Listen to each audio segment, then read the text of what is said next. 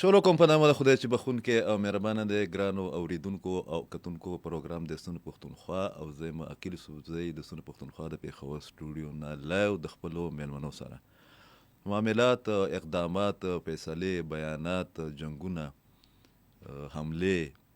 وغیره وغیره چې دي هغه د روزانه په بنیاد باندې په دومره غټ شمیر یا تعداد سره یا ریشو سره کېږي چې موږ بعضې ټایم کې چې دی په موږ سر وګرځي چې یاره د دې کوریج به څنګه کوو په موږ کوم ګاونډي ملک دی او د هغه او زموږ تاریخ چې دی هغې کې ډېر زیات څیزونه مشترک دي. زموږ تعلق ډېر د پیچیده حالاتو نه د واقعاتو نه تېر شوی دی، خو زموږ ګاونډي دی او هغه ایران دی. د ایران او د افغانستان سره زموږ چې کوم تعلقات دي هغه ډېر نازک هم دي، هغه پیچیده هم دي او په هغې کې نور خلک چې کوم دي نور کردارونه یا لاسونه چې دي هغه پکې هم انوالو اوسه. هلته کې جنګ را په سر دی او بیا چې مونږ کله د خیبر پښتونخوا او د بلوچستان خبره کوو، په بلوچستان کې چې کم کشیدګي ده هلته چې کم ټیرریزم دی او د هغې بیا انټرنیشنل سپانسرز دي، په هغه بیکګراونډ کې مونږ د ایران او د اسرائیل د دغه جنګ نه لا تعلقه او بې خبره چې دی بالکل نشو پاتې کېدی. په دې باندې ټول خلک پوهېږي. دغه رنګې په افغانستان کې چې کوم بعضې واقعات وشي نو هغه هم په موږ باندې ډایرکټ اثر انداز کېږي. په دغه ټولو ایشوز باندې خبره کوو. سټوډیو کې راسره به ډېره معتبره شخصیات چې کوم دي هغه ناست یو شخصیاتو ته ځکه یم چې زموږ په معاشره کې د ټیک خبرې کولو والا، د متوازن خبرو کولو والا او بیا چې کله موږ د میډیا خبره کوو نو په هغې کې بیا د ذمهدارانه کردار ادا کوونکو والا خلک چې کوم دي هغه ډېر زیات کم دي. تاسو ټوله پېژنئ زما خوښ کشر دی او ډېر ښه جرنلسټ دی، خاص کر په سکیورټي باندې چې ما دغه کوي یا په ګورننس باندې چې هغه کوم تیاری کوي دغه چې کوم معلومات وي. عرفان خان ډېره مننه. عرفان مهرباني سر. موږ پروګرام ځکه لیټ کړو چې ته لیټ وي جی، خو بیا موږ ته اندازه هم وي که نه چې کار زیات دی هغه دغه ته موږ بالکل لا نړو که نه، هغه نارمل پوزیشن ته. بیا چې ته کله تبصرې کوې، بیا پوسټونه ګورې، بیا تیاری کوې، نو بس هغه ټول جنګي ماحول چې دی هغه د سړي په ذهن کې خوب هم د سړي ډسټرب وي. زموږ ډېر ښه ملګری او موږ ډېرو کم خلکو ته پته ده چې پروفیسر ډاکټر ګلزار جلال صاحب چې دی دا زموږ په استادانو کې دی او موږ د یو وخت یو ډېر ګولډن ایرا کې موږ په پرنټ میډیا کې کار کړی دی. اوس د استاد په حیثیت باندې، د محقق په حیثیت باندې بیا ټول نه غټه ده چې په خیبر پښتونخوا کې په کومه علاقه کې چې د خپل وطن خبرې، د خپلو خلکو خبرې، د میډیا خبرې، د شاعرانو ادیبانو خبرې، د پولیټیکل ورکرز خبرې دی او ته ځان رسوي. هغه سره ډېره مننه ډاکټر صاحب. ستاسو مننه، ډېره مننه. عرفان نن اپډیټ څه دي؟ یو دا دی چې 2 اپریشنونه شوي دي، یو په پېښور کې رنګ روډ باندې 2 اهم کمانډران چې دي هغه پکې وژل شوي دي، یو بیا په شمالي وزیرستان کې، بیا هم خیبر کرونیکل چې دی زما په خیال هغې باندې یو دغه پوسټ دی چې یو د فورسز ګارډ چې دی هغې په لکي مروت کې نښه کړی دی. درېیم واقع چې ده هغه د کونړ سره لګېدلی چې زموږ کوم بارډر دی چې هلته کې پلیسز چې کوم دي. اول خو دغه ډیټیل راکړئ نو بیا به چې د ډاکټر صاحب کوم تفسیر وکړي او بیا به نور ایشوز چې کوم دي د ایران او اسرائیل ورته ځکه اول خپل کور دی که نه، ورځان د بیا جهان دی. جی ډېره مننه. بالکل سر، دا چې کوم رنګ روډ باندې کوم یو انټیلیجنس بیسډ اپریشن شوی و نو په هغې کې 15 دغه خوارج یا د هغې کمانډران چې باقي 2 کم اهم کسان دي او هغه په سیکورټي فورسز باندې او په چې کوم سنسټیو انسټالیشنز دي په هغې باندې هغې ملوث او ریاست ته مطلوب وو نو هغه دغه انټیلیجنس بیسډ اپریشن دوران کې هغه وژل شوي دي. بیا موږ وکتل چې د ډی خان نه کوم سیکورټي فورسز ګاډي روان و لکه مروت نو هغې باندې بیا دوی په لاره کې ډزې کړي دي. چې کوم اطلاعات راغلي دي، رپورټس راغلي نو چې 6 سیکورټي اهلکار په هغې کې زخمیان دي. څنګه چې تاسو خبر وکړله نو یقینا دغه ټول واقعات خیل سے به چې څومره طرف نه د سټیټ د طرف نه څومره اګریسیو پالیسی راځي نو د هغې ریاکشن دغه طرف نه را روان دي او دا به وي هم دغه به راتلونکو ورځو کې نوره اضافه هم کېږي. موږ همیشه دا خبره کوو چې هغه کوم وسلوال ډلې دي یا خلک دي هغې ته خپل ټارګیټ معلوم دی. چې سیکورټي فورسز چیک پوسټ دی، دا د دوی وردي ده، په دې ځای کې د دوی انسټالیشنز دي، دا ټول ارسي.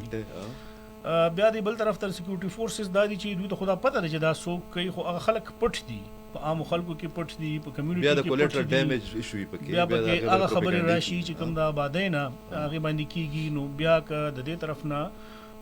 جوابي کاروایی کیږي او هغه کې د نقصان کیږي نو په سوشل میډیا باندې بیا د سټیټ خلاف، د ریاست خلاف یو منظم کیمپین او پروپاګاندا شروع کیږي چې دا کیږي. او بار سټیټ بلکې اوس چې کوم علما دي او خاص کر دغه ریجن دي د ټرایبل ډسټرکټس دي هغه مونږ ګورو نو مقامی جرګې کیږي او هغه کمیونټیز ته خلکو ته وایي چې تاسو د خپلو علاقو نه دا خلک وباسئ. بلکې اوس خو تاسو کو یو ټرند کتلی تېره ورځ هم یا په کوهاټ کې یا په د کیمروت کې یو ځای کې دا واقعیا دومره زیاته سړی نه هېرېږي پولیس والا چې دغه کو نه بیا خلک راووتل ټوپک ورسره وي او هغه یو کس چې راونیو همداسې وو هغه هم د لکه مروت کې دا څونه واقعات شوي دي په بنو کې دا شوي دي چې هغه راشي او مقامي خلک راوځي او هغه دی نه بهر کي موږ همیشه دا هغه کوو چېرې دلته دغه خلک دا سند نه څوک نه دي راغلي د پنجاب نه څوک نه دي راغلي خو د وزیرستان خپل خلک دي د باجوړ خپل خلک دي د سوات خپل خلک وو د مومندو د اورګزو خپل خلک دي د ډیر اسماعیل خان خپل خلک دي نو هغه راشي او هغه د ریاست خلاف لاړ شي بل بهر نه څوک نه دي راغلي اوس د بهر نه که څوک د دې سکولینګ کوي یا د دې نظریه بدلی یا د ریاست خلاف هغه کوي نو هغه کې قصور د خلکو نه علاوه زیات د خپل مقامي خلکو د چې دازي چې هغه سہولتکاری کوي یا حوصله افزایی کوي یا سرپرستی کوي کنه دغه موږ کتل یا غلې پاتې کیږي بل خبر پکې دا هم چې هغه هم زموږ د ټرایبل ډسټرکټ نه راغلی چې یو کس دی هغه هم د دې سره مرګري شوی دی ترهګرو سره او سکیورټي فورسز پولیس ته د پکوري چاپه غورځولې دا یا اطلاع دا و چې را غلی نو دا خبرې هم پکې دي چې اوس هغه خلک یعنی چې څوک دغه لارې ته تللی دي خپل کور والا هغه نه اکسپټ کوي کوم چې خلک راغلي دي هغه انټروګیټ شوي دي د هغې نه تپوس شوی هغې دا سټیټمنټ ورکړی دی چې مونږ خو دا تللی دي دا زمونږ نه تللی دي دا اوس په خپله باندې د خپل یېرې د لاسه د خپل کور ته د خپل وطن ته د رقې ته نشي راتلی ځکه چې دې کس په د خپله علاقه وطن کې هم خلکو سره دغه کړي دي موږ پرون همدغه د خیبر کرونیکلز نه یو ویډیو شیر کړی و تاسو به هم کتلی وي چې یو پلار دی او د هغه زوی دغه شانتي د ترهګرو سره مرګري شوی هغه دغه د لا تعلق اعلان کړي او هغه ریکویسټ کړی د سکیورټي فورسز ته چې تاسو ته چرته هم دې میلاو شي کده وجنه کبه د هر څه کوي د سره زما هیڅ کار نشته نو خلک په دې خبره باندې رو پوه شو چې زمونږ د ترقۍ لار کومه یو دا زمونږ د تباهۍ لار کومه یو صحیح ډاکټر صاحب ډیر څه چې دي کنه هغه یو بل سره انټرلینک موږ به همیشه چې د هم په دې دغه باندې موږ کوم نور پلیټ فارم باندې چې انالیسس کوو ما به خبره کوله د اصل ماته د مشاهدې په بنیاد د اطلاعاتو په بنیاد چې ری انګیجمنټ په دې ریجن کې روان دی ری الایمنټ روان دی او بیا موږ وکتل چې په کومه طریقه باندې د انډیا او د پاکستان چې د ټاکر وشو نن بیا اسحاق صاحب ډېر سخت بیان ورکړل هغه وی چې زمونږ اټامي طاقت او زمونږ دفاعي صلاحیت چې کوم دی د بالکل اکټیویټ دی موږ په چا د چا ملګري نیو حمایت کوو د ایران ایغ پنیغه او د یو ان او چارټر مطابق بیا شبا شریف یو غنټه مخکې دا خبر وکړو ایونت کې خو هغه ری انګیجمنټ او ری الایمنټ کې زمونږ د دوه صوبې چې دي کنه دا خو پکې اپورچونټیز به همي خو پرابلم زم شته کنه ځکه چې دې طرف ته چې خیبر پختونخوا او شمالي وزیرستان او جنوبي وزیرستان بیا داسې پورې بره د سواته پورې ځاو د دې چې کوم جغرافیایي اهمیت بیا اغري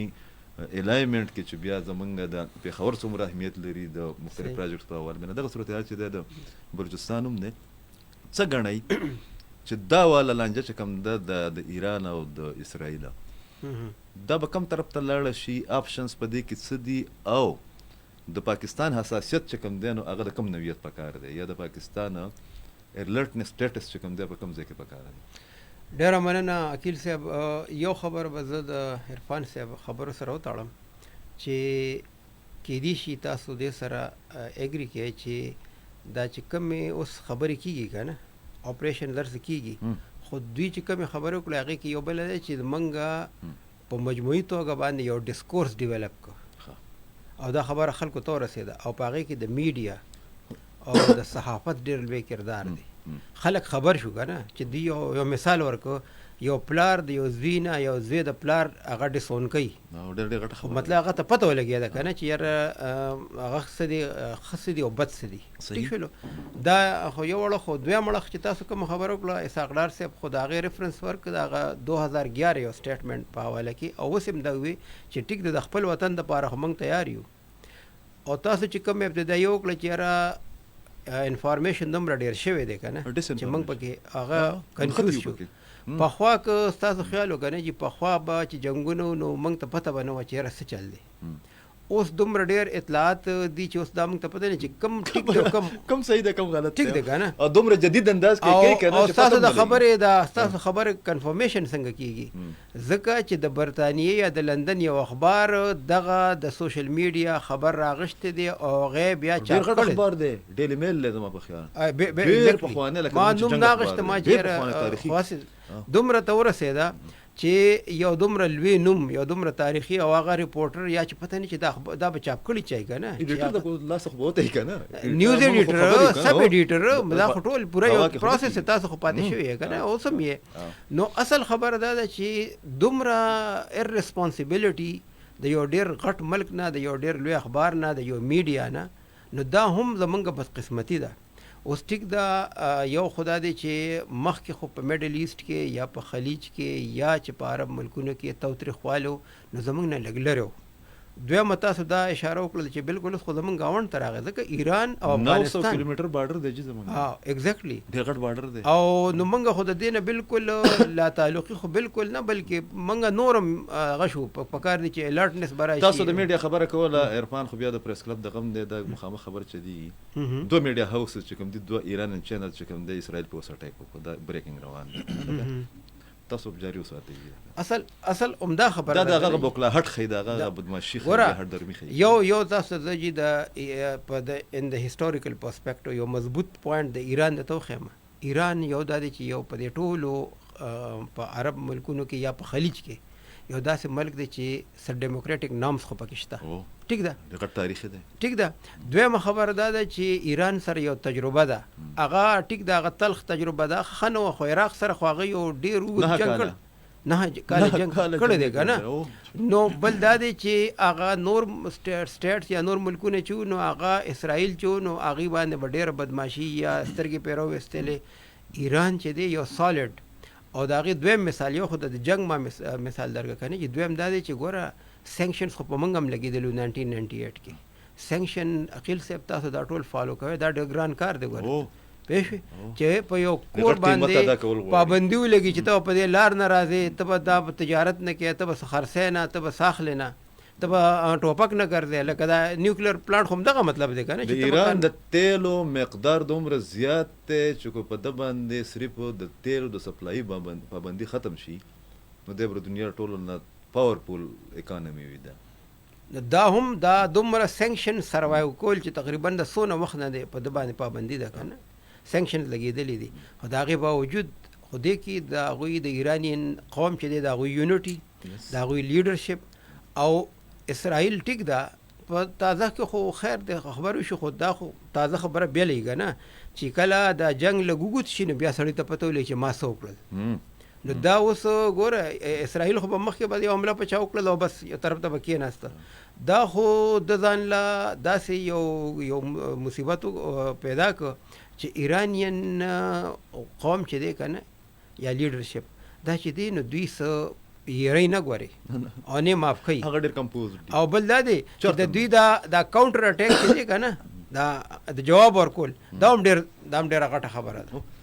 د ګارډین چې پرون کوم سټوري کړي دا غوي چې د امریکای سمیت ډېر طاقتونه چې کوم دي اسرائیل خو پرې د اغي ته د دې میزایل صلاحیت یا ټیکنالوژي چې د اندازه نه و یا د انټيليجنس شیرینګ چې کوم دی د اغي کیپاسټي او اندازه نه وګړي او پرون خو دغه مینتونه کړي د امریکای ته کنه نتنیاهو سپیره چې دی چې زموږ سره ودرېږي نن دغه اپوزیشن لیډر چې دی نو هغه امریکای ته دغه کړل چې موږ د خلاص کې اوس کنه صورت حال رشیا ایک باندې ولړل د خپل اسسمنت دی چاینا چې د ترکیه بیا دغه کړل چې سالسې دغه کوله شی نو ګوره جی که فرض کومه ته هغه منګه خو به حیثیت دی یو گاونډي یا مسلمان ملک نه یا د خپل سکیورټي لپاره خدا نور ملکونه چې دی هغه هم حق او باطل خو پیژني کنه یاره یو سړی اسې به ستاب عمله وکړه س جواز خو نو کنه یو خدای چې گاونډم دی ګوره اسرائیل او ایران خو گاونډیم نه دی کنه کوې نه به چلو ته خوله پرابلم خدا دې کنه خو ته د لره نه د 2000 کیلومتر یا د دین تقریبا دمره کم زیات دمره ته یو بل ملک ته لاس ورچه بغه بخې به بده منګه تا وختي په خبرو کې وکړ چې په ساده جبه کې نو موږ وایي چې موږ د اوریدونکو په ساده جبه کې دا موږ خبرو اوري کنه او پیشي په دې چې بارډر نشي کراس کوله بالکل ایگزیکټلی هغه چې تاسو څنګه د چا بارډر کراس کو هغه ډېر ورکوټه ملک هم ایران خو بیا هم ډېر طاقتور ملک دی کنه ډیر زیات نو بیا چې دی بل ډیټرمینیشن چې دی بیا د یو ان خپل یو چارټر دی په هغه باندې خبره کوي حیدر صاحب دی. السلام علیکم حیدر صاحب. وعلیکم السلام. بہت شکریہ سر, لاہور میں ہے, آپ کیسے ہیں؟ اللہ کا شکر ہے. عقیل سر یہ ذرا ضرور بتائیے گا, آج میں آپ کا کالم بھی پڑھ رہا تھا اور آپ نے بہت سی چیزوں کی نشاندہی بھی کی ہے. یہ ایک تو یہ ہے کہ یہ جو مسلم امہ کا ایک کنسیپٹ تھا وہ ابھی تک ایگزسٹ کرتا ہے کہ نہیں, یہ ویسے جو ہے نا کتابی بات تھی. اور پھر یہ ہے کہ پاکستان کا جو رول ہے اس والے ایران پرو ایران جو ایک سٹانس ہے تو یہ کتنا حقیقت پر مبنی ہے اور پاکستان کو مزید کیا کرنا چاہیے؟ دیکھیں, ایک تو بات یہ ہے کہ مسلم امہ نام کی کوئی چیز نہیں ہے. اوکے, یہ ایک ایسا ٹرک ہے جس کے پیچھے بر صغیر کے مسلمان پچھلے 300-350 سال سے بھاگ رہے ہیں. اوکے, اور ان 300-350 سال کی آپ تاریخ اٹھا کے دیکھیں جی, کہ جس مسلم امہ کے چکر میں انہوں نے اپنے گھر بار چھوڑے, ہجرتیں کی, جہاد کیا, اس مسلم امہ نے بر صغیر کے مسلمانوں سے پلٹ کے سلوک کیا کیا. صحیح. ایک بات. دوسری بات یہ ہے کہ عالمی جوہری توانائی ایجنسی جو ہے, جی, ہم جیسے طالب علم پہلے دن سے کہہ رہے ہیں کہ یہ بنیادی طور پر امریکہ کا ایک جاسوسی کا ادارہ ہے. اوکے, جو ترقی یافتہ ممالک میں ایٹمی توانائی کے پروگرام کو بظاہر تو مانیٹر کر رہا ہوتا ہے مگر وہ جاسوسی کر رہے ہوتے اس کے. ہاں, اور اصل میں وہ جاسوسی کر رہے ہوتے ہیں. صحیح صحیح. اب منگل والے دن یہ ہوا کہ ایک خبر آئی بین الاقوامی میڈیا پر جی کہ ایران عالمی ایٹمی توانائی ایجنسی نے ایران کے جو ایٹمی تحقیقاتی مراکز اور سائنسدان ہیں ان کی لسٹ جو ہے وہ اسرائیل کو فراہم کر دی. صحیح صحیح. اچھا, اس پر ایران کا رد عمل سامنے آیا تو بدھ والے دن انہوں نے جوہری توانائی کے عالمی اس کی ادارے کی میٹنگ بلا کے ایران کے خلاف قرارداد منظور کروا دی. صحیح. جمعرات اور جمعے کی درمیانی رات کے آخری حصے میں اسرائیل نے ایران پر حملہ کر دیا. صحیح. اب ہمیں ان تین چیزوں کو ایک تو ملا کر دیکھنا ہے. ہاں, ایک تسلسل ہے, ایک پوری یہ ایک تسلسل ہے جسے ہم نظر انداز نہیں کر سکتے. صحیح. دوسری بات یہ ہے کہ ایران پاکستان کا پڑوسی ملک ہے. جی, ہمارے پڑوسی پر ہمارے ساتھ افغانستان نے کیا نہیں کیا. ہاں, بہت مطلب ترکائی صاحب نے بھی کیا, جو اس کے بعد جو صاحب تشریف لائے انہوں نے جو کیا, ٹھیک ہے, خلیل وہ ظلم خلیل زاد نے کیا, طالبان ہمارے ساتھ جو کر رہے ہیں. اس کے باوجود ہمارے ہاں پھر بھی ان کے لیے ایک نرم گوشہ ہوتا ہے کہ یار مسلمان بھائی ہیں, پڑوسی ہیں, کسی مشکل کا شکار ہیں تو ان کی مدد کر دی جائے. صحیح صحیح. ظاہر ہے یہی جذبات ہمارے ایران کے لیے بھی ہیں. وہ ہمارا پڑوسی ہے, ہم پڑوسی تبدیل نہیں کر سکتے کیونکہ نہ وہ کرائے کی جگہ پر رہ رہے ہیں نہ ہم رہ رہے ہیں. صحیح. پاکستان نے سلامتی کونسل میں ایران کا مقدمہ کھلے ڈلے انداز میں لڑا.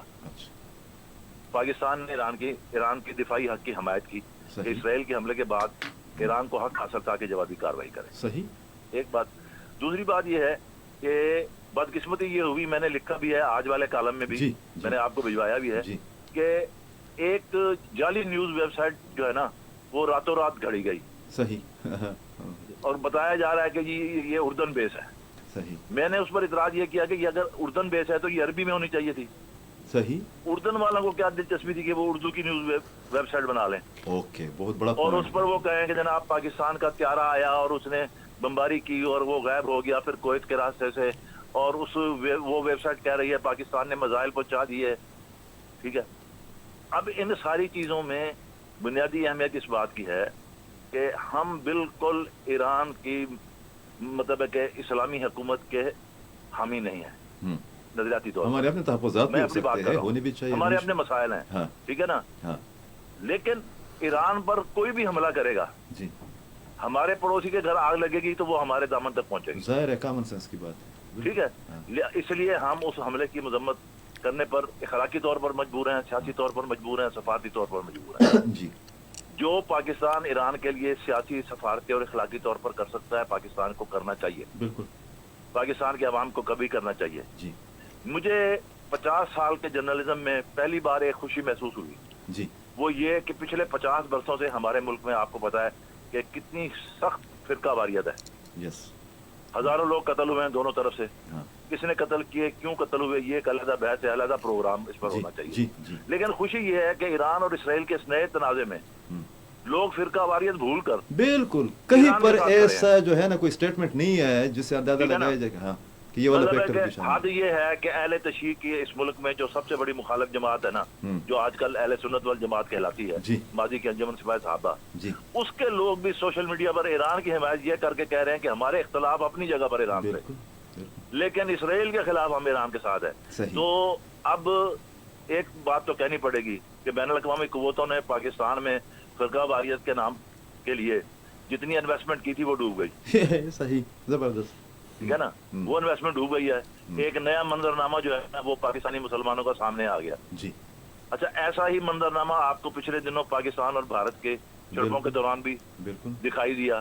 کہ وہ لوگ جو فوج کو منہ بھر بھر کے گالیاں دے رہے تھے، لیکن پاک انڈیا جنگ کے معاملے میں وہ اپنی فوج کے ساتھ کھڑے ہو گئے. بالکل. میں ہمیشہ یہ کہتا ہوں جی کہ ریاست سے اختلاف کرنا نہ گناہ ہے نہ کفر ہے، صحیح نہ غداری ہے، صحیح لیکن اس اختلاف کے کچھ اخلاقی دائرے ہوتے ہیں. صحیح آپ کو وہ اخلاقی دائرے ان سے تجاوز نہیں کرنا چاہیے، صحیح کسی کو بھی نہیں کرنا چاہیے. صحیح. اور جب ریاست پر کڑا وقت آئے کڑا تو ہونا یہ چاہیے. کہہ کر ریاست کی حمایت کرنی چاہیے کہ دیکھیں ہمیں آپ سے فلاں فلاں بات پر اختلاف ہے، لیکن اس وقت ہم آپ کے ساتھ کھڑے ہیں. صحیح. ٹھیک ہے. مثال کے طور پر ہمارے دوست کہتے ہیں کہ جی ایران نے فلاں زیادتی کی، فلاں زیادتی کی، فلاں زیادتی کی. میں کہتا ہوں کہ بالکل کی ہوگی. وہ بھی کہتے ہیں کہ آپ نے فلاں فلاں زیادتیاں کی ہیں. تو اس وقت یہ وقت ایک دوسرے کی زیادتیاں گنوانے کا نہیں ہے. بالکل بالکل بالکل. ٹھیک ہے نا. میں بالکل مطلب ہے کہ عام مسلمان کی طرح یہ نہیں کہتا کہ وہ کوئی اسلامی ایٹم بم کے خلاف کوئی بین الاقوامی تحریک چل رہی ہے کہ پہلے ایران کو دبا دو پھر پاکستان کو دبا دو. دنیا ہے، گلوبل ولیج ہے، یہاں ایسا کچھ بھی نہیں ہے. معاملات ہیں. امریکہ اور کچھ دوسری قوتیں مشرق وسطیٰ میں جو نیا سیاسی منظرنامہ لکھنا چاہتی تھیں، اس میں ایران کا کوئی سیاسی کردار نہیں تھا. بالکل بالکل. انہوں نے ایران کے حامی قوتوں کو پہلے دبا دیا، ختم کر دیا. حزب اللہ ختم ہو گئے. ٹھیک ہے. حماس کی ایسی تیسی پھیر کے رکھ دی انہوں نے. شام میں وہ جس صاحب کو اقتدار میں لے آئے وہ صاحب جو ہے وہ ڈبل مذہب کی پیداوار ہے. بالکل. ٹھیک ہے. ان کی والدہ یہودی ہیں اور والد مسلمان ہیں. ٹھیک ہے. تو وہ مطلب ہے کہ عرض کرنے کا مقصد یہ ہے کہ ایران کے ساتھ جو ہوا وہ غلط ہو رہا ہے. امریکہ پہلے کہتا تھا مجھے پتہ ہی نہیں، اور جیسے اسرائیل نے حملہ کیا تو فرمانے لگے ٹرمپ صاحب مزید تیار رہے، ایران مزید جو ہے حملوں کے لیے تیار رہے. ایران جو ہے نا ہم سے معاہدہ کر لے ورنہ حملے اس سے بھی زیادہ سخت ہوں گے. تو یہی بات میں نے اپنے کالم میں جو آپ نے آج شیئر بھی کیا اس میں میں نے عرض کی کہ یہ بات ان کو پہلے سے پتا تھی. جن 19 ملکوں نے ایران کے خلاف قرارداد پر ووٹ دیے ان کو پتا تھا. اور اس کا سب سے بڑا ثبوت یہ ہے کہ جرمنی کے چانسلر نے اپنا اسٹیٹمنٹ دے دیا سرکاری کہ اسرائیل نے حملے سے پہلے ہمیں بتا دیا تھا. اب اگر آپ سینئر صحافی ہیں، جنگوں کو، افغان وار کو، خارجہ امور کو آپ کور کرتے ہیں، آپ بتائیے کہ کیا جرمنی امریکہ سے زیادہ بین الاقوامی حیثیت رکھتا ہے؟ نہیں، بالکل نہیں. پھر جرمنی کو اگر پتا تھا کہ اسرائیل حملہ کرنے جا رہا ہے ایران پر تو امریکہ کو تو پتا ہی تھا نا. ظاہر ہے ظاہر ہے. تو امریکہ اس سے انکار نہیں کر سکتا. تو پاکستان کے عوام ایران کے ساتھ کھڑے ہیں. ایرانی قیادت سے کوئی نظریاتی اختلاف ہو سکتا ہے، نظام کے معاملے پر کوئی اختلاف ہو سکتا ہے. اچھا، ہم صرف اختلاف رائے کر سکتے ہیں، ہم یہ حکم نہیں دے سکتے کہ اس طرح ہو جانا چاہیے ایران میں. کیوں ہو جانا چاہیے؟ ایرانی خود موجود ہے، 6.5 کروڑ 7 کروڑ، وہ اپنے نظام کا، اپنی قیادت کا خود فیصلہ کریں گے. ہمیں اختلاف رائے رکھنے کا تو حق حاصل ہے، لیکن اس سے آگے بڑھ کر جو ہم ڈکٹیشن دینے چل پڑتے ہیں نا امت کے مامے بن کر، وہ نہیں کرنا چاہیے. یہ ہے کہ وہ ہمشیرہ ہی نہیں ہے جس کے ہم مامے ہیں. صحیح. بہت شکریہ، بہت شکریہ حیدر صاحب. تو قدر و کلام قسم کا تبصرہ کرتے ہیں، ان کی بڑی گہری نظر بھی ہے. بہت شکریہ حیدر صاحب. دیکھا نا دوران نشریات ٹی وی چینلز پر اسرائیلی حملہ ہونے پر اینکر پرسن اپنی سیٹ چھوڑ اٹھ گئی، شہادتوں کی بھی اطلاعات. عرفان اعتقد بخوف الاسلوب شده ما شاء الله وایس پریزیڈنٹ میں دنیا د میډیا هغه ساک چې کوم دی کنه انټرنیشنل میډیا چې ورته مونږ وایو هغه ډېر سوالیه نشان نه دی جوړ شوی د خاص کر د پاکستان او د هندوستان لانجه چې را د هغې کې څومره د څیزونه د میډیا پکې کردار چې و د انټرنیشنل میډیا هغه داسې ډېر څه مشکوک غوندې و. بیا دا اوس چې مونږ ګورو لکه دومره آیا د ته چې د یو ټي وي چینل په دغه باندې حمله کوي نو په دې نږدې وخت کې خو مونږ ته په ډېر بد جنګونو کې هم داسې یو میډیا هاوس مثال نشته. یا د تقریبا په درځنونو باندې نه په سوونو باندې صحافیان چې کوم دي په دغه کې وجري دا بل ورځ هم د پاکس نیوز ټیم چې دی هغه په تلفظ کې وهله دی بالکل نه کړي طاقتور انټرنیشنل لغه دی د پلیټ فارم دی د نشریات ولا باندې کړل لری کړه دا بالکل هغه چې موږ روټین کوي چې دا و چې بدمعشي ده د جنیریږي نه یا دا چې د اوس یریدل د ښکاری خدا چې دی یریدل سر دا چې کوم ریاکشن راغی نو په خیال لري توقع هغه ته هم نه و چې دا چې کار وکیږي موږ سره او موږ به دا چې کوم د ګریټر اسرائیل یو کنسپټ ته یو نظریه ده یا چې کوم د يهودیت پرچار زاینیزم دی یا هندوتوا ده چې دا دواړه یو نظریه ده مقصد یو دی چې هغه به دلته د ګریټر پښتونستان خبرې کولې په مختلفو طریقو سره او بیا دا خبر ټول ته واضح شوی ده چې انډیا یا را چې دی نو هغه په افغانستان کې بیا ایون په ایران کې هم چې هغه کله خپل پنځه خخې کړې وي نو په دغه دوران کې دا ریپورټ سي چې دوی به دوه کارونه کول یو انډین چې کوم ایجنټ شو درا هغه به په بلوچستان کې یو د اسرائیل لپاره کار کولو ایز ا نیټورک د سپای نیټورک او بل به هغه د پاکستان خلاف کار کولو د کلبوشن یادو په صورت کې چې هغه د ایران کې پورا پلانینګ کولو او هغه د خوراتل د بی ال ای سپورټ او فنډینګ او ټریننګز او دا به کول سو میاشتې مخ کې چې کله هغه خلک میډیا ته راغلی او سرفراز بوکټي سه وسره ناستو هغه دا اډمیټ کړ چې موږ ته خو باقاعده ټریننګز راکړل شوی دی او څوک دي نو هغه کې دا دی بیا دا پکې کېږي چې موږ د کې کو چیرې ایران ته لکه د انقلاب نه بعد امریکا خو نه راغلی کنه ایران ته اسرائیل خو نه راغلی کنه نو څنګه هغه ته پن پوینټ لوکیشن پته وا چې په دې فلیټ کې دا د دې ملټری لیډرشپ یا د خلک دي هغه ویم دا چې صرف انډینو ایران هغه دا الاو کړیو چې دلته به دوی د سړک جوړولو د دې ترقې لپاره به کار کولو خو د هغه شاته ایجنډا بل سوا اوس نن ریپورت راغی لکه سات مخکې مونږ کتل چې الته کم څه ایجنټ سو را نو هغه سزا کړی شو اور یو دا خبر هم چلیدو چې دا فیک وی کس چې الته څومره انډین دي نو هغه ته الټیمیټم ورکړل چې تاسو په دومره ټایم کې ایران نه اوځي نو دا شزونه خو ښه خو هغه شزونه چې دي خدا پاکستان خو ډیر مخکې ویلیو چې کوم ایران کې هم دا روان دي ټریننګز روان دي انډین دي هلته د پاکستان بلوچستان کې دا کارونه کوي نو هغه با ایران نه منله خدا شزونه اوس ریلایز شو دا اوس پته ولګي د لا چیرې کور د هغوی دغه زینا اورانو مسله حل نه و منګه چې کوم دا بل طرفو د تاسو ګوري د ګریټر پښتونستان د افغانستان تاسو هیستوري وګورئ نو هغه را روان دي اوس تاسو د نیوز خبره کوي چې کوم انټرنیشنل میډیا دا نو هغه د چا په کنټرول کې ده د ویسټ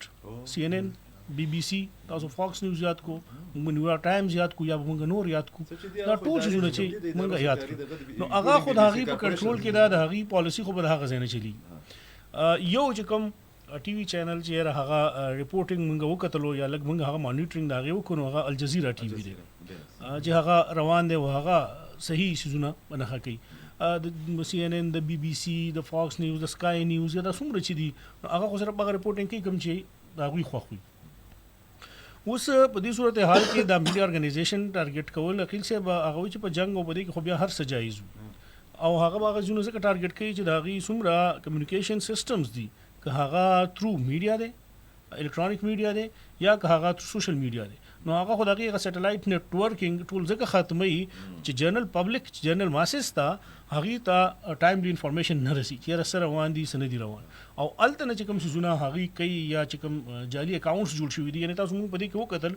چې یو بګدا بیان هم راتلو چې هغه ویلي دي چې نیکسټ زمونږ پاکستان باندې هغه دي په اي اي جنریټډ ارتفیشل انټيليجنس جنریټډ ویډیوز جوړ شوی دي د ټرمپ هم مخې ته راغلي دي نو اوس پاګې باندې بیا څومره خلک یقین کوي هغه خو یو نریټیو جوړي په سوشل میډیا باندې زم یقین کوم بلم کوي ځکه چې دا کاونټر چیک بسوک کوي هغه کاونټر کراس ویریفیکیشن بسوک کوي ها دا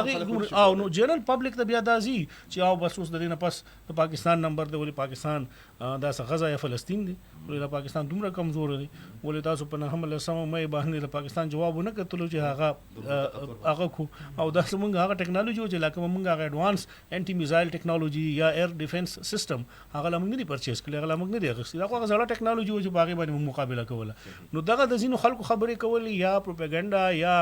دا انټي پاکستان کمپین چلول چې اوس دا دی زما خیال دی چې دوی صرف اوس دغه سهارا اخلي هغه پورې محدود دي. ګراوند ریالټی څنګه چې تاسو ذکر وکړو هغه هم ټول ته واضح دي چې څه دي. خو عقیل صاحب دی کې بل اهم خبره چې د UN کم سکیورټي کونسل پاکي کې پاکستان ته کم یو اعزاز حاصل شوی دی د ټیرریسټ ارګنایزیشنز د غي مانیټرینګ کول د غي د فنډینګ د غي ټول شیزونو هغه نو ډیپلوماټیک په ډیپلوماټیک چینلز کې د پاکستان چې دی وخت کې کم اهمیت دی نو هغه ټولي دنیا منلې نه بلکې پاکستان په زور باندې ځان منلې پر خلکو باندې راغي وجه دا چې نن فیلډ مارشل اسیم منیر دا په امریکا کې ناست دی. بالکل پاکستان ته خلاص دروازه کولېږي کنه خدای دې خیر کوي چې نظر نشي دا روزانه چې ګورم د انډیا د جاسوس یو د خدای خبر تر اوسه پورې پایلټان چې کوم دی هغه دغه راپیل جز دغه نه پریشان دي ګوزره روزانه یو واقع کیږي وکړه. ډاکټر صاحب لکه مونږ کو دې ټول دغه ته وګورو کنه لکه عرفان په دغه خطر سره تو څه څه چې دی ګوره هیدر صاحب ډیر کټکس دې هاي زما خو ډیټر پاتې شوی دی او مونږ چې پرنټ پوسټ میدان کې کله یو ځای نو خو دا غره سټایل نه یا د تحریر نه یا دغه نه د معلوماتو یا د یو وبستګۍ نه خبرې هغه ډېر بلنټ ډېر سندره باندې خو هغه وایي چې ما په 50 کال صحافت کې پر پس ټم یو هماهنګي ولیده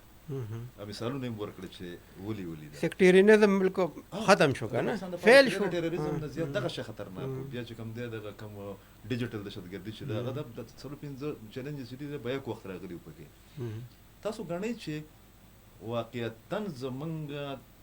ټولو پارټو ته زمونږ علماو ته زمونږ میډیا ته ستاسو غوندې دغه چې کوم دي د ماهرین تعلیم چې کوم دي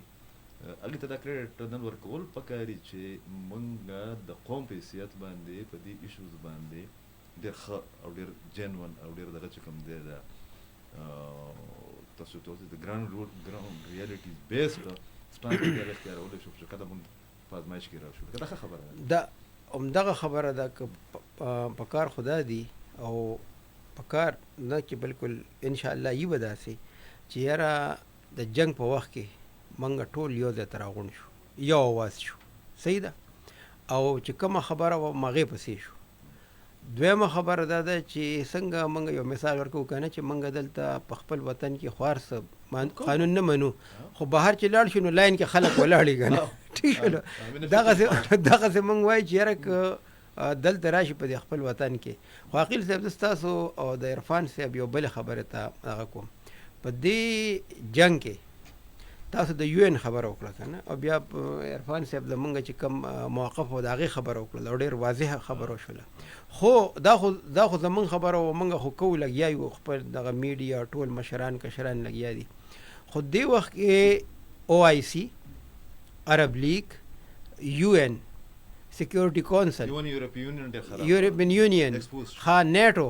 دا خلک څه شو ایکسپوز شو بیا دا دی چې ګوره دا ادارې چې دي دا څه له جوړې شوي دي بیا دغه ادارې چې دي د هغوی رول څه دی د OIC خو زما خیال دی ما خو چې ته بیان هم ونه رېده چې یاره بیان یې مو ورکړي چې په کم از کم یو بیان یا د عرب لیگ ټیک ده که نه ځکه چې جنگ خو عرب یعنی خلیج کې دی که نه عرب کنټریز کې دی که نه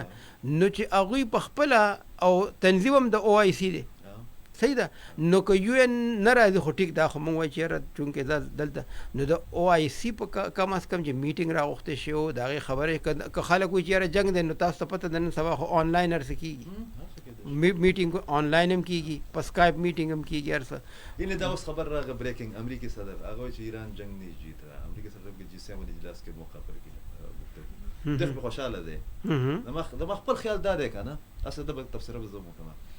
چې د انډیا ته هم د وی چې د پاکستان باندې اټیک وکړه د هغه چودره هټ چې کوم لږ ډېر جوړ شوی سو کارډ هغه پې ډزه یو ستاسو خبره سره یو خبره عقیل صاحب تاسو به نور مسان شي شیطان ګوټه لیډر دی نه زه تاسو یو خبره کوم دا یو خبره ګوره اسرائیل دا تاسو کېدای شي دا تاسو خبره اورېدلي چې د یو ملک د امریکې نه تپوس کړو چې یاره زه په دا حمله کوم ټیک ده که نه نو دې څه مطلب دی اوس تاسو خپله خبره کوئ رضوان د ښه رضوان میسود دی السلام علیکم رضوان وعلیکم السلام عقیل صاحب څنګه یې رضوان ډی خان څنګه دی ډی خان اوس تازه اطلاع دا دی چې سابق MP آغا خان ګنډپور باندې حمله شوې ده اوس دغه جاني نقصان نه دی رسېدلی. دا په کوم ځای کې شوی ده او د ایم پی ایس څوک ته بیا یې راته نوم ووایي؟ آغاز خان ګنډپور د اسرار او د اکرام فیملی سره تعلق دی او سابق ایم پی ای او د خان تحصیل کولاچی نه. او د حمله په کوم ځای کې شوی ده؟ سیټي کې شوی ده؟ په لاره شوی ده؟ نه دا سیټي نه لږ بار ایریا ده، حتی چې کوم د کولاچی ته لار ورځي نو په دې کې شوی ده. نو دا حالات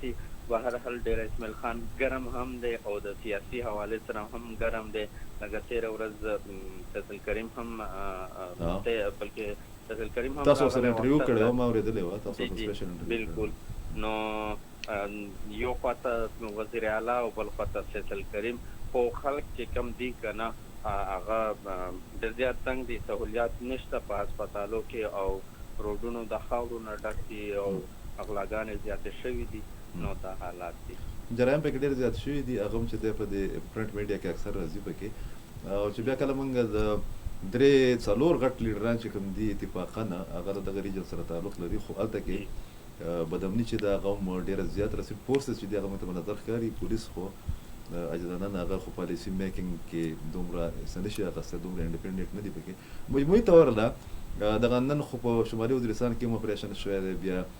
ډي خان یو ګاډی راتلو په هغه باندې اټیک وشو په دغه کې په لکي مروت کې. مجموعي طور له د فورسز اقدامات چې کوم دي نو هغه څومره اطمینان بخش دي او خلک په دغه ټول ایشو ته چې دی په څه نظر باندې ګوري؟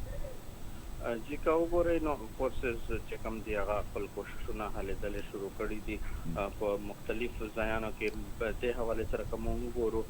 مختلف ځایانو کې د خیر ښېګړې کارونه هم شروع کړي دي، لکه چېرته د واټر پلانټ ضرورت وي، چېرته د راشن ضرورت وي، چېرته نور داسې دغه ترقیاتي کارونه وي، یا د ځوانانو سپیشلی په ځوانانو فوکس دی. دلته په ګومل یونیورسټۍ کې مختلف قسمه سیمینار ورته ارینج کوي او دې نه علاوه هغه سټوډنټ چې کم نیډي وي هغوی سره هیلپ هم کوي. نو دوی خپل کوشش کوي چې سپیشلی د دوی فوکس چې کم زیات دی هغه په ځوان کول دی، چې د دوی چې کومې مسلې دي، دوی ستونزې دي، هغه هوارې کړی شي. او په دې باندې دوی مختلف کالجونو او یونیورسټیو ته هم ویزټ کوي او دې حوالې سره دوی ته معلومات ورکوي. ډېره مننه رضوان، رابطه کې اوسئ، خپل خیال ساتئ. مننه، شکریه. عرفان په دغه باندې به چې د اخري ټیم هم دی د صوبایي بجټ باندې ما خو ستا مختلفو انالیسز واورېدل هم. بیا ډاکټر صاحب ته به خامخا د دې یونیورسټو چې کوم ایشوز دي، ځکه وختي زموږ یو پروګرام کې دا خبره کېده چې صدیرش یونیورسټیانې چې کوم دي هغه دغه سره مخ دي کرایسس سره فاینانشل کرایسس. اوورال که موږ وګورو دغه بجټ نه بیا موږ د دې قومي سلامتۍ خبره کوو، موږ بیا د ډي خان او د شمالي وزیرستان او مطلب د ټولو جنوبي اضلاع او دغه د قبایلي سیمه کې ماته کوم څه ښکاره نه شو پکې. صرف دا ویلي دي چې دا موږ کمې پیسې لګولې دي، 40 لک عربه دي که سعودي، وایي دا عام بجټ نه، وایي دا موږ ته فیډرل ګورنمنټ نه راکړ. اصل پوزیشن څه دی یار؟ موږ خو د فیډرل ګورنمنټ چې کومه پارټي ده هغه موږ ته اویلیبل نه چې تپوس ترې وکړو. ٹھیک شو مسلم لیگ نو نه او زه خلک ګورنر صاحب چې دی هغه ډېر اکټیویټیز کوي، خو ظاهره د هغه خپل یو ډومین دی. نو دغه موږ بیا کنفیوز شو چې لکه د دغه علاقو د بدامنۍ یو وجه خو دام ده که نه چې هلته کې د پولیس سره ورور اسلحه نشته، د هغو سره ګاډي نشته، د هغو د پولیس سټیشنو دیوالونه نشته، هلته کې د ټریننګ دپاره چې دی هغه سهولیات نشته. او دوی چې کوم دي دوی وایي چې هر څه ټیک دي، وایي موږ وایي سرپلس بجټ ورکړلی. اخیل صاحب یو خو دا دی چې کوم د بجټ پیش شوی دی نو دا ټیکنیکل سبجیکټس دي او په دې کې چې بیا موږ ګورو چې ډیولپمنټل بجټ څومره دی او په دې کې بیا کرنٹ بجټ څومره دی. د دې حکومت ټاپ پرایورټي چې دا ایجوکیشن نه دی نه دا هیلث دی. ټاپ پرایورټي چې دا نو هغه سړکونه جوړول دي او په دې بجټ کې سړکونو د پاره 104 بلین 104 ارب روپۍ خودې شوي چې کوم د ټول نه زیات بجټ دی. دا چې کوم مات دي اوس د ایجوکیشن بجټ موږ ګورو د ایلیمنټري اینڈ سیکنډري او د هایر ایجوکیشن بجټ که هغه 200 ارب روپۍ دی نو په دې 200 ارب روپۍ کې د 213 ارب روپۍ چې دا کرنٹ بجټ دی، یعنی دا تنخواګانې دي. صرف دا 10 ارب چې دا ډیولپمنټل دی. دغه شانتي د ټولې صوبې لپاره دا دي. په دې کې عقیل صاحب یو ډېر ټیکنیکل کار چې دوی کړی دی چې دا زموږ بجټ 500 ارب دی. په دې 500 ارب روپو کې 109 ارب یعنی 177 ارب روپۍ چې دی دا FPA دی ته وایي، فارن پروجیکټ اسسټنس. دا به د بیرونی یعنی دا به د ایشین ډیولپمنٹ بینک نه د ورلد بینک نه دا پیسې اخیستل کېږي 177 بلین. اوس په دې 177 بلین کې اهم خبره په دې 177 بلین کې 165 ارب روپۍ چې سر دا قرض دی. اوس دا صوبه چې په دې وخت کې کرنٹ د پروونشل گورنمنٹ چې کوم د فائنانس ډپارټمنٹ ډاکومنټس دی ډیټ سټیټسټکس دی دی وخت کې خیبر پختونخوا 709 ارب روپۍ قرضدار دی. دغه دغه شکتار او چې تکړه د وختن په وختن او 709 ارب روپۍ دا قرضدار دی. 165 ارب روپۍ به د راتلونکي بجټ کې نور هغه له قرض اخلي. دا موږ ورکو د کم ځای نه بیا دا پیسې موږ خرج کوو په څه باندې هغه منصوبو ته کتل پکار دي. لیکن موږ اقتصادي یا معاشي ماهرین نه یو خو د هغې نه موریدلي دي. هغې دا وایي چې دا قرض اخیستل دا څه غلط کار نه دی. دا ټوله دنیا اخلي. امریکا د وخت ټول نه زیات مقروض ملک دی. خو دا قرض چې ته واخلې دا په کومه منصوبه لګې هغه کتل پکار دي. یعنی که دا قرض ته واخلې او په داسې منصوبه لګې څنګه چې BRT ده نو دا تاوان دی. دا د دې صوبې د عوامو سره زیاتی دی. که دا قرض ته واخلې دا په داسې منصوبه لګې چې صرف په دې باندې ته سړکونه جوړ کړي او بیا دا ضایع شي دا تاوان دی. که دا قرض ته واخلې په دې باندې یو ډیم جوړ کړي نو دا د دې صوبې ګټه ده. دا د عوامو ګټه ده، د صوبې ګټه ده. په دې کې امپلایمنټ روزګار به میلاو شي. کال په کال به تعالی 3.5 ارب روپۍ منافع هم درکړي. نو د دې ګورنمنټ ترجیحات چې دي هغه نه ایجوکیشن دی نه دا هیلث چې دا مونږ وایو. دا صوبې چې کوم د هیلث کارت ځان ته یو ډیبیټ دی باغی چې بیا کیږي نو ډیټیل سره خبرې کیږي چې څنګه به هغه پیسې کم ځای ناراضي او څنګه لګي. خو دا قرض چې هغه سره کېږي خیل سے راتلونکي وختونو کې دا صوبه موږ صرف د ایشین ډیولپمنٹ بینک چې دی که نه موږ هغې سره دا په دغه کې ایښودې ده چې کله تاسو ضرورت نو بس او دا بس تاسو واخلئ. دا موږ ګاڼه کړې ده. ډاکټر صاحب دا لکه موږ کو دغه پوره دغه نیریټیو بلډینګ ته وګورو، موږ بیا انگزایټي ته وګورو، موږ ډپریشن ته وګورو، فرسټریشن ته وګورو. خاص کر د نوي نسل په دغه باندې تاسو ډے ټو ډے چې دی نو انټراکشن راځي زموږ خو نه راځي خپل بچو سره راځي. نو تاسو ګڼئ چې د هایر ایجوکیشن یا زموږ یونیورسټو یا لکه تاسو چې کوم کالج کې تاسو خپل یو غټ کنټریبیوشن دی، یو تاریخي کالج دی، هغه د انګریزانو ډېره مننه چې هغه موږ ته دغه کړی دی، جوړ کړی دی، تر اوسه پورې هغې ته فنډینګ هم کېږي. دا په دې والا بجټ کې د صوبایي چې موږ کارن دا اورو چې وزیر اعلی صاحب چې مال یونیورسټي هم راکړه، فلانې شی هم راکړه، فلانې شی هم راکړه، ایډورډ کالج هم راکړه، هغه فلانې هم راکړه. دا په خپل اختیاراتو کې یا په خپل قبضه کې اخلمه. هغه پوره چې کوم لږ ډېر نظام و هغه چې دی ټول ډیمیج کړی دی، هغه کوېسچن مارک کړی دی. تاسو څومره د دې نه تاسو لږ لږ پوه شوئ خاص د یونیورسټو دا کوم ایشو چې ده ځکه چې کله تاسو کاونټر ټیرریزم او کاونټر ایکسټریمیزم څیزونه کوئ په هغه کې خو د تعلیمي ادارو یا د میډیا چې د بنیادي کردار دی پکې د علماو پکې کردار دی چې کله استاد ته کله هغه ادارو ته ته عزت نه ورکې، ریسپیکټ نه ورکې، هغې ته فنډ نه ورکې نو هغه به څه ډلې ورکوي. عقیل صاحب موږ ته دا ویلي شوي دي چې په یو قوم یا یو وطن یا یو سوسایټۍ کې دوه څیزونه دي چې په هغې کمپرومایز نشته دی، یو صحت او یو دی تعلیم ایجوکیشن. ټیک ده که نه چې په دې نو کمپرومایز کیدای شي لکه مسلې خو نه دې دپاره نه. اوس که موږ بجټ ته وګورو نو وایي چې د 3 اربو نه 10 اربو ته، او دا تاسو ته پته ده چې د بجټ په ورځ باندې د پېښور یونیورسټۍ ټول امپلایز دا راغلي د پریس کلب ته عرفان صاحب ته پته ټیک ده کړی د احتجاج دې دپاره نه چې بی تنخواګانې پنشنیان پکې راغلو هغوی ته پنشن نه میلاویږي. او پنشن دا نه چې یوازې د چې کوم د هغه د نان ټیچنګ سټاف دی هغوی ته نه، د دې یونیورسټو چې کوم د وایس چانسلران پاتې شوي دي زه به یې نومونه واخلم لکه قبله یاز صاحب دی، لکه احسان علي صاحب دی، دا لوی لوی نومونه دي که نه. او هغوی وایي چې موږ ته پنشن د هغوی باقاعده تنظیم جوړ کړی دی ځان له د هغوی میټینګس کېږي. نو 10 ارب روپۍ چې دي او دا زما خیال دی عرفان صاحب چې 34 یونیورسټۍ دي پبلک سیکټر نو د 10 اربه 34 ارب خو به کړی او یو ارب خو کم از کم ګوره دا ستاسو خبره ځکه چې دغه راغې د اسلامیه کالج چې کله سنټینري سیلیبریشن و که نه 100 کاله هغه دستوره وی نو هغې کې هغه راغلی وزیر اعظم صاحب نه هغه وله 1 ارب روپۍ ورکړی.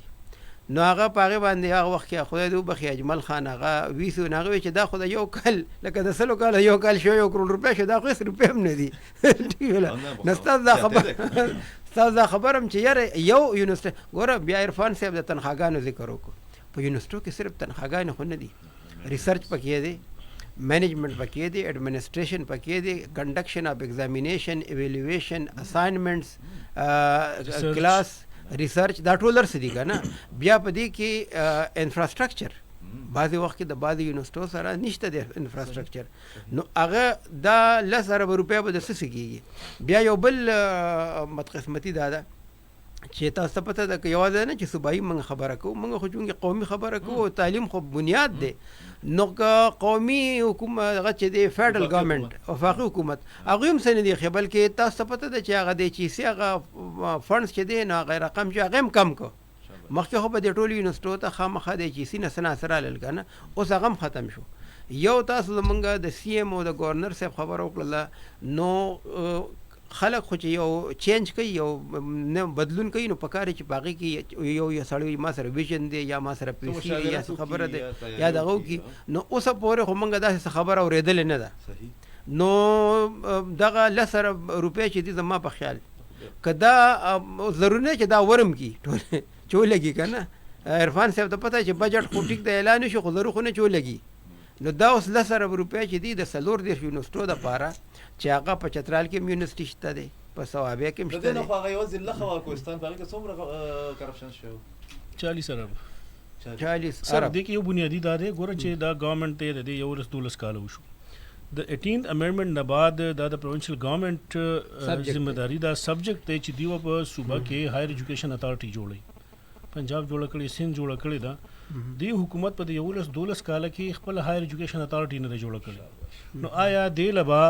د سند مراد علی شاه راځي یا پنجاب نه مریم نواز راځي کنه؟ دا هم د پرویس خټک صاحب، د محمود خان صاحب او استاد الیمین ګنڈاپور صاحب کار دی چې دا کار وکړي. نو چې کله ستا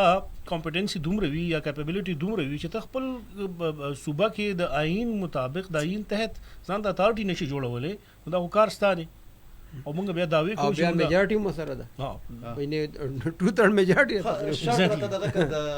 په هغې کې زه پرې ځان پوه کوم او زمونږ اورېدونکي دې هم دغه کړي.